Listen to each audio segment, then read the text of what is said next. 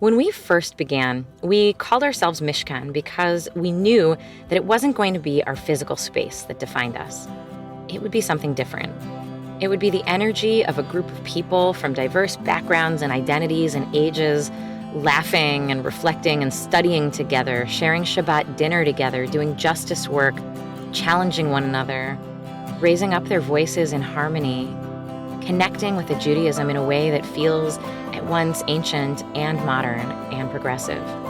Mishkan would be defined by people who brought their whole selves to something larger than ourselves, breathing new life into Judaism and aspiring to change the world. And so, as we grew, we called our members builders because that felt like the most honest way to convey what we're trying to do here.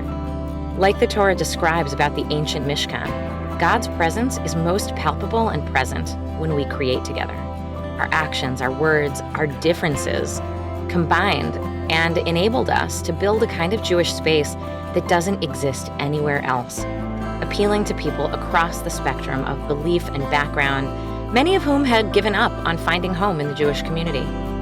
We were built on the sense that inspired, down-to-earth Judaism can bring people together and comes in many forms.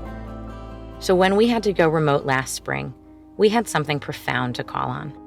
We had our origin story, that sacred teaching from thousands of years ago, the wisdom from generations before us who, in the face of so much wandering and pain and loss, taught us that we are more agile and flexible, able to survive the test of time and challenge when we get creative, get curious, and bring the best of ourselves to the task, no matter where we are. Our staff pivoted quickly to adapt to our new landscape. We started Friday night Shabbat services over Facebook Live and the daily morning minyan to connect and reflect at the start of each day. And we connected with thousands of people around the country by the end of each weekend. But the days grew long, as did our time apart. So we turned toward one another even more. Together, we created more than 250 programs from March to August, attracting thousands of regular participants around the world. We established our signature Lunch and Learns led by our talented and dedicated builders. We produced a podcast that already has 400 consistent listeners.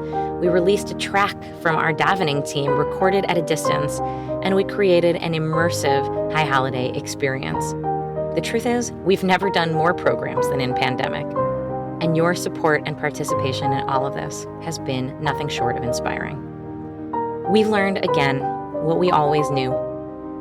Even though it's hard, even though we are so far away from one another, and even though we are exiled from the lives that we loved, as a community, we were built for this. Will you keep building with us?